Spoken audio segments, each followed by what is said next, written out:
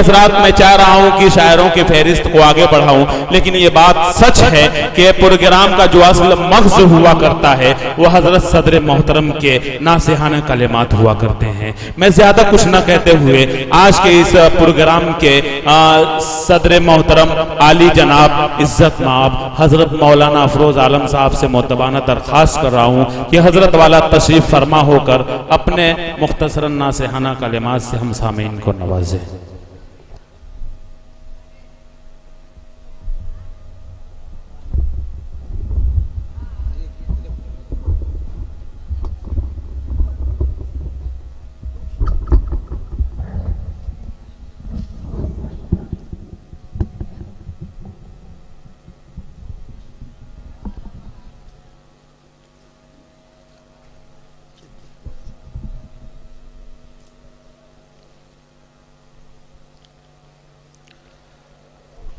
अस्सलामु अलैकुम वरहमतुल्लाहि वबरकातुहू।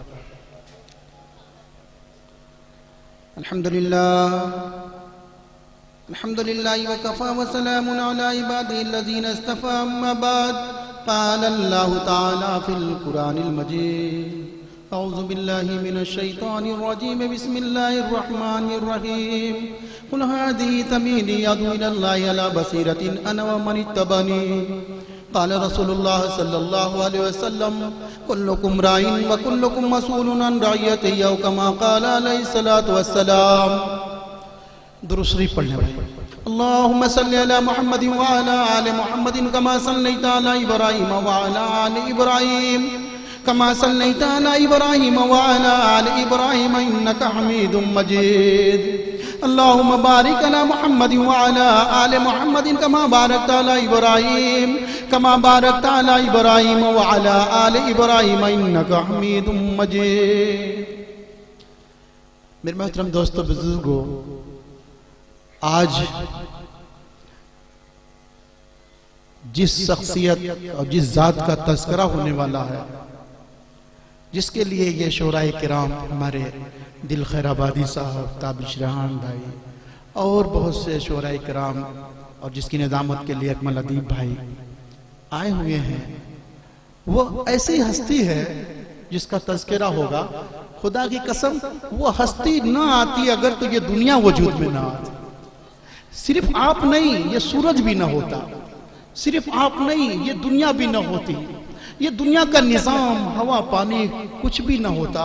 ऐसी हस्ती का यहाँ तज़किरा होगा तो मेरे भाई हम सबको ये सोचना है कि वो तज़किरा क्यों होगा? सिर्फ वाह वाह के लिए, सिर्फ सुभान अल्लाह के लिए, सिर्फ नारा लगा देने के लिए नहीं।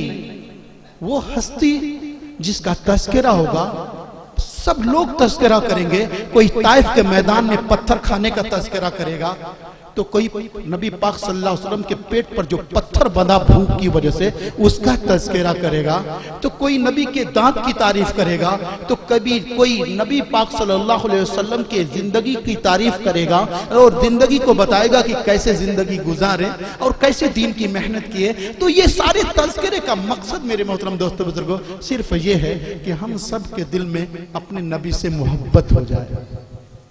अगर हमारे दिल भाई पढ़ कर जाएं, ताबिश भाई पढ़ कर जाएं और बहुत से शोहराए करम पढ़ कर जाएं, नबी की तारीफ और नबी की वो खूबियां बयान करके जाएं और नबी की वो तकलीफें बयान करके जाएं और हमारे दिल में नबी से मोहब्बत न हो, तो फिर इस बज़्म नाते नबी का कोई फायदा नहीं। मेरे भाई हैं, मैं एक बात कह के बात खत्म कर दूंगा कि मेरे नबी की तारीफ क्यों होगी? इसलिए कि मेरे नबी को मेरे अल्लाह ने भी कुरान में नबी की तारीफ किया, फरिश्ते भी तारीफ करते हैं। अब नबी पाक सल्लल्लाहु अलैहि वसल्लम की तारीफ जो कुरान में बहुत से लफ्जों से मेरे अल्लाह ने की है, कहीं वज़्ज़ुहा तो कहीं पर कुछ, तो कहीं पर यासीन, तो कहीं ताहा। एक जगह मेरे अल्लाह ने कहा सिराजम मुनीरा। मेरे दिल में बार बार बात आती कि आखिर सिराजम मुनीरा का मतलब एक मफहूम टिमटिमाता हुआ चिराग। मेरे नबी तो ऐसे हैं जिनकी मिसाल सूरज से भी दी जा सकती थी, चांद से भी दी जा सकती थी, मगर मेरे अल्लाह ने टिमटिमाते हुए चिराग से क्यों दिया? क्यों दिया जानते हैं क्यों? एक सूरज से दूसरा सूरज वजूद में नहीं आ सकता। एक चांद से दूसरा चांद वजूद में नहीं आ सकता, मगर एक चिराग से हजारों चिराग उसके लौ से जल सकते हैं, हजारों चिराग जल सकते हैं। तो हमको ये देखना है कि जो मक्का के जो काबा खाना बीच है, मक्का जो बीच है पूरे दुनिया का, वो चिराग बीच में क्यों उतरा? चाहते तो हिंदुस्तान में हमारे नबी आ सकते थे, मेरे अल्लाह चाहते तो इराक में जा सकते थे, कुछ दुनिया के मुल्कों में जा सकते, मगर चिराग को आप रखेंगे घर में तो कहां रखेंगे?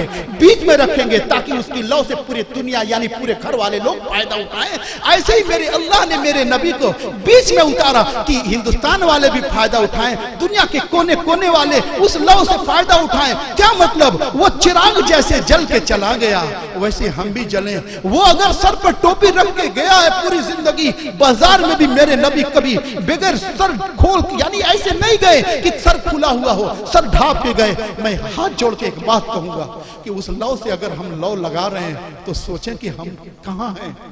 वो चिराग कैसा जला कि कभी झूठ न बोले, कभी कोई ऐसा धोखा न दिया, और अपने लिबास को एक ऐसा लिबास बनाया जिसको पूरी दुनिया मुसलमानों का लिबास कहती है। आज वक्त की जरूरत है कि उस लौ से अपने आप को, उसी चिराग से अपने आप को जला करके ये दुनिया को पैगाम दें कि हमारे नबी जो गए हैं तो हमने उनको छोड़ा नहीं है, हम उनकी टोपी लेंगे।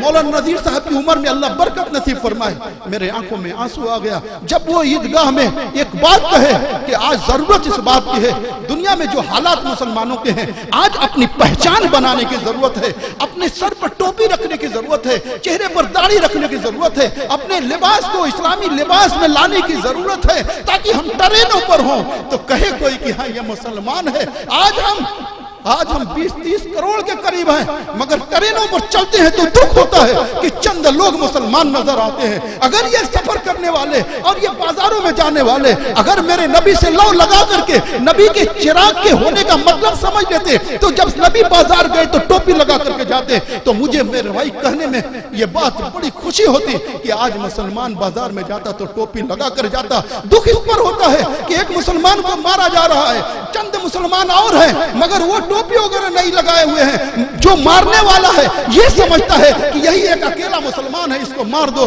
मेरे भाई जुनैद ट्रेन में मारा गया, मेरे नबी एक किसी मुसलमान को तकलीफ होती थी तो आंख में आंसू आ जाता, रोते थे, तड़पते थे। आज मुसलमान गाजर मूली के तरीके से काटे जा रहे हैं। इसकी वाहिद वजह है कि हमने सिराज मुनीरा का मतलब नहीं समझा। मेरे भाई जाकर उलमाए किराम से पूछना कि हमारे नबी हमारे लिए कितना तड़पे थे, कितना रोए थे, कितना पेट पर पत्थर बांधे थे। क्यों? कि हम इसलिए कि हम नबी के तरीके पर रहे, नबी के डगर पर रहे, नबी के रास्ते पर रहे।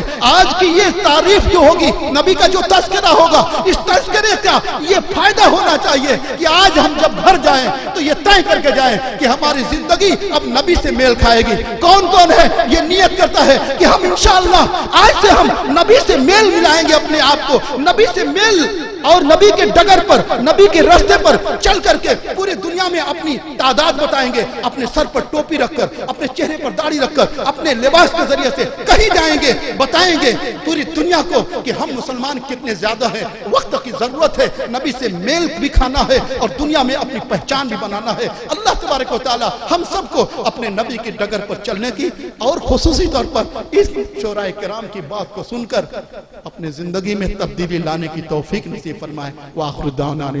आमीन आमीन। हजरत मौलाना की बहुत कीमती गुफ्तगू सरकार दो आलम सल्लल्लाहु अलैहि वसल्लम के उन्वान से गुफ्तगू हो रही थी। मौलाना ने सच कहा कि किताब फितरत के सर वरक पर जो नाम अहमद रकम न होता तो नक्श हस्ती उभर न सकता, वजूद लहो कलम न होता। जो वो ये महफिल कुनफका न होती, जो वो इमाम उमर न होता, जमीन न होती, फलक न होता, अरब न होता, अजम न होता। बहुत उम्दा गुफ्तगू कर रहे थे हजरत मौलाना अफरोज आलम साहब। आइए हजरात प्रोग्राम को आगे बढ़ाया जाए। और उसी उन्वान से गुफ्तगू की जाए। लेकिन उससे पहले मैं एक ऐलान कर दूं कि आज के इस प्रोग्राम के सरपरस्ती जब होती है प्रोग्राम, तो उसमें और ज्यादा चार चांद लग जाता है। आज की बड़ी खुशनसीबी की बात है कि कीमती वक्त हुआ करता है, एक वक्त उनका कीमती हुआ करता है। हजरत मौलाना इफ्तिखार अहमद साहब जो बानी मोहतमिम दारुल उलूम रहमानिया के हैं, वो हमारे स्टेज पर तशरीफ लाए हैं। मैं उनका शुक्रिया अदा करता हूं और बहुत बहुत आप सबको मुबारकबाद पेश कर रहा हूं कि ऐसी सरपरस्ती आप हजरात को नसीब हुई।